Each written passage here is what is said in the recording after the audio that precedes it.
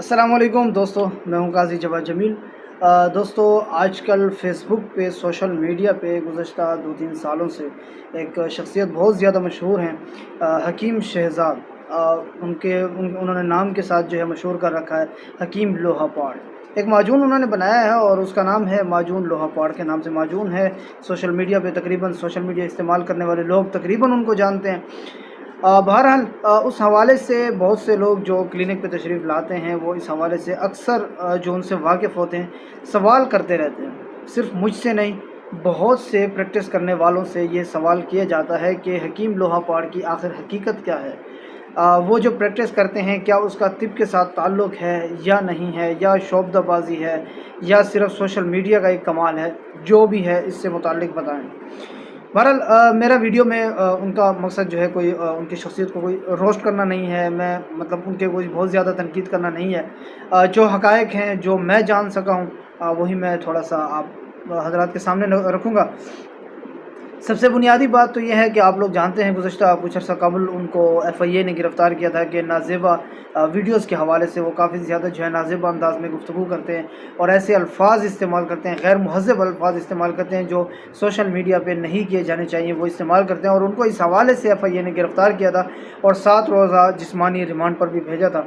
और इसके अलावा एक रेप केस था, वहाँ पे जो है उसके जो समाअत थी कोई, उसकी जो है उन्होंने वीडियो बना के सोशल मीडिया पे डाल दी थी, और उस बिना पे भी उनको कहा यह जाता है कि गिरफ़्तार किया गया और उस पर पूछ-गुछ हुई है।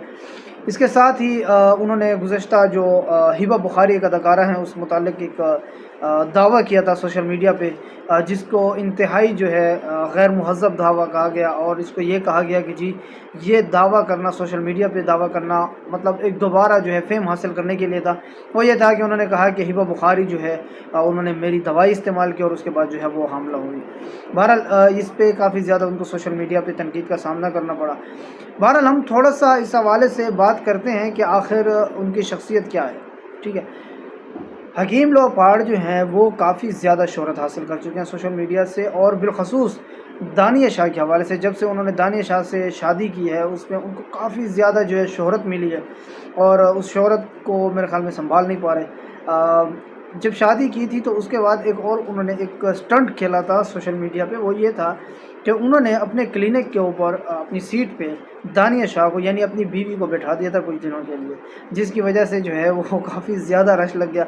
मेरे ख़्याल में ये फैमिली व्लॉगिंग से ज़्यादा ये चीज़ ख़तरनाक है कि अपनी सीट पे जो है वाइफ को बैठा दिया, हाँ भाई जो है ना आओ और जो है दवाई लो। बहरहाल और काफ़ी ज़्यादा इस हवाले से वीडियोज़ भी बनाते थे। एक वीडियो मैं देख रहा था उसकी ये थी कि दवाई लिखी, उसके बाद जो है पेशेंट के सामने वाइफ से मुखातिब होकर कहा हाँ जी कितने दिन की दवाई है, उसने कहा हफ़्ते की हो। चल ठीक है तू कहती है तो हफ़्ते की, ये हफ़्ते की लिख के दे दी मैंने। ये चीज़ सोशल मीडिया पे वीडियोस बना बना के वो डालते जा रहे हैं।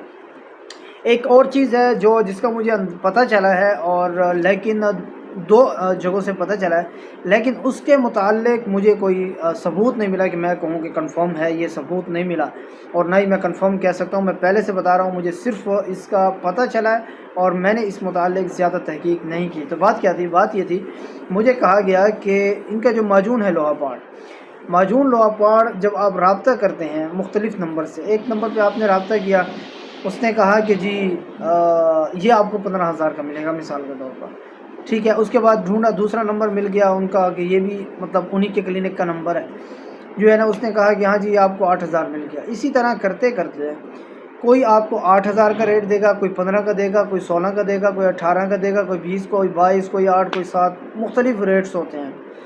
तो बहरहाल सोशल मीडिया पे ये चीज़ चल रही थी कि उसका ताल्लुक़ जो है, जो बाकी जितने रेट्स हैं बाकी जो भी हैं उनका ताल्लुक़ नहीं है, सिर्फ जो है ये ख़ुद अपना ये बनाते हैं वगैरह वगैरह। लेकिन मुझे जो पता चला है वो ये था कि जितने भी लोग हैं ये सारे के सारे एक ही चीज़ सेल करने वाले होते हैं। बस एक हमारे यहाँ ये एक पत्ता फेंका जाता है कि जितने का ये डब्बा बिक जाए बस बेच दो।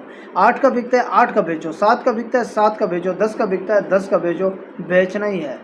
और इसी को लेकर जो है वो काफ़ी ज़्यादा जो है उसको सेल किया गया है। और उनके मुतालिक एक और भी इल्ज़ाम है कि इल्ज़ाम है या हकीकत है, मेरे ख़्याल में थोड़ा हकीकत हो सकता है, कि वो जो चीज़ इस्तेमाल करते हैं, जो इस्तेमाल करवाते हैं उसमें मुबालगा इतना करते हैं कि مطلب بہت زیادہ مبالغہ، مطلب ایک کمال کا مبالغہ ہوتا ہے، اور اس مبالغے کا جو ہے طب سے کوئی تعلق نہیں ہے۔ اور یہ مبالغہ صرف یہاں پہ نہیں، حکیم لو عبار صاحب نہیں، یہ بہت سے لوگ کرتے ہیں۔ آپ نے میری عبقری سے متعلق ویڈیوز دیکھی، ٹھیک ہے، انتہائی محترم ہے، حکیم طارق محمود چغتائی صاحب بہت محترم ہے، ٹھیک ہے، لیکن مبالغہ وہ بھی بہت زیادہ کر دیتے ہیں اس متعلق، ٹھیک ہے۔ مثال کے طور پر میں ان کا ایک وہ دیکھ رہا تھا کہ جی پتہ نہیں کوئی پھٹکڑی تھا یا کچھ تھا، وہ کہ آپ نے جو ہے اسے لگانا ہے اور یہ کرنا ہے، مطلب اتنے بیماریوں سے شفا۔ تو یہ جو مبالغے ہوتے ہیں نا، یہ ہمارے جو سادہ لوگ ہوتے ہیں ان کو کافی زیادہ نقصان بھی پہنچاتے ہیں۔ میں اس کی ایک اور مثال دیتا ہوں۔ میرے پاس ایک پیشنٹ آیا، ٹھیک ہے، اب پیشنٹ آیا تو اس نے مجھے کہا کہ میں نے علاج کرانا ہے۔ جب میں نے اس کو علاج کی تفصیل بتائی، میں نے کہا یار یہ تو ایک مسئلہ تھا اس کا کہ یہ تو بہت ہی پیچیدہ مسئلہ ہے اور اس پہ کافی زیادہ ٹائم لگے گا اور اس پہ یہ ہوگا یہ ہوگا۔ اس نے مجھے کہا کہ مجھے کسی نے نسخہ بھیجا ہے، فلاں حکیم نے، حکیم کا نام بھی لے لیا، کہ نسخہ بھیجا آپ یہ بنا لو، آپ یہ استعمال کر لو۔ میں نے کہا ٹھیک ہے نسخہ دکھاؤ۔ جب نسخہ دیکھا میں حیران رہ گیا۔ اس میں ہلدی تھی، گندک آملہ سار، اس میں شیر مدار جو ہوتا ہے، ٹھیک ہے، آنکھ جو اس کا دودھ ہوتا ہے، اور اس کے علاوہ جو ہے اس میں تھا میرے خیال میں شنگرف تھا، شنگرف آدھا وزن تھا، باقی سارے برابر برابر، اور ایک دو اور چیزیں بھی۔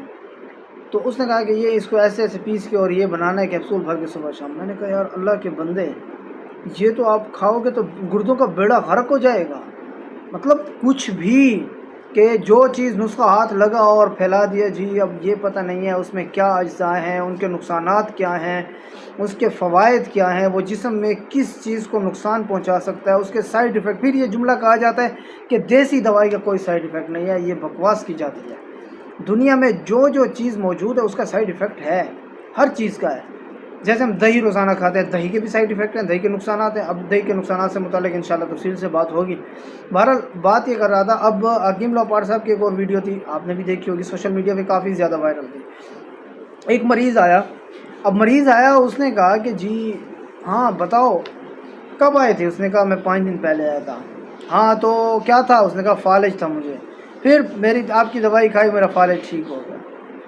اب یار یہ اتنا غیر سائنسی اور مبالغے سے بھرپور بات ہے کہ یہ ہم سمجھتے تھے تعلی جو ہے صرف شاعری میں ہوتی ہے، ہر جگہ موجود ہے بھائی۔ اب یہاں پہ آپ اندازہ لگائیں کون سی طب کے اندر، میں بھی پریکٹس کرتا ہوں، آپ ہزاروں لوگ پریکٹس کرتے ہیں، لاکھوں کرتے ہیں، نہ ایلوپیتھی میں، نہ یونانی میں، نہ ہومیو میں اتنی تیز کوئی دوائی نہیں ہے کہ ایک فالج کا مریض ہو اور 3-4 دن کے بعد وہ چل کے آ جائے، ہاں بھائی میں بالکل ٹھیک ہو گیا۔ ایسا نہیں ہوتا بھائی، کہیں پہ بھی ایسا نہیں ہے۔ ہاں یہ الگ بات ہے، ہو سکتا ہے اس کو یہ جو پین ہوتا ہے، جس کو یہ کندھے اور اس کے درمیان جو ہوتا ہے گردن میں، جس کا تعلق مہرے سے بھی ہوتا ہے، اور گردن جس کو شولڈر پین بھی عام طور پہ کہا جاتا ہے، اس کے 2-3 قسمیں بھی ہیں یہاں پہ درد ہونے کی۔ ہو سکتا ہے سردی کی وجہ سے اس کو یہ درد پڑا ہو۔ اس نے کہا ہاں بھائی، اس کے دماغ میں ڈال دیا بھائی تجھے فالج ہے، اب فالج ہے، اور اس کو 2-3 پین کلر اور 2-3 کوئی چیزیں دے دی ہیں، اور ہاں بھئی یہ لے لو، ٹھیک ہے۔ اب اس نے کھا لی اور اس کو فرق آ گیا، ٹھیک ہے، دیکھا تو نے میری دوائی کھائی تو بالکل ٹھیک ہو گیا، یہی چیز چل رہی ہے۔ تو یہ جتنے بھی معاملات ہیں، بہرحال لوگ جو سوال کرتے رہتے ہیں اس سے متعلق، تو میں ان کو یہی کہوں گا کہ زیادہ حقائق کا مجھے پتہ نہیں ہے، آپ سوشل میڈیا پہ دیکھتے ہیں، میں سوشل میڈیا پہ دیکھتا ہوں، بہرحال جو کچھ وہ کر رہے ہیں میرے خیال میں طب یونانی کا اس سے کوئی تعلق نہیں ہے۔ اگر طب یونانی کا تعلق اس سے ہوتا تو یہ جو اتنے بڑے بڑے حکماء بیٹھے ہیں، جنہوں نے پوری زندگیاں لگائی ہوئی، وہ کوئی میرے خیال میں کوئی ایسے ٹائم ضائع مکھی تو مارنے کے لیے بیٹھے نہیں ہیں، ٹائم ضائع تو کر نہیں رہے، پریکٹس ہوتی ہے ان کی ہوتی ہے، تو وہ جب یہ چیزیں دیکھتے ہیں اور حیران بھی ہوتے ہیں کہ یار مزے کی بات یہ ہے، ایک بہترین ڈاکٹر کے پاس، بہترین حکیم کے پاس اتنا رش نہیں ہوگا جو ان لوگوں کے پاس جمع ہو جاتا ہے، اتنا رش ہوتا ہے کہ لائنیں لگی ہوتی ہیں۔ یہ مسائل بھی دیکھنے کو ملتے ہیں۔ بہرحال انشاءاللہ نیکسٹ ویڈیو میں ملتے ہیں، دہی سے متعلق انشاءاللہ اس میں تفصیل سے بات ہوگی۔ بہت شکریہ، اللہ حافظ۔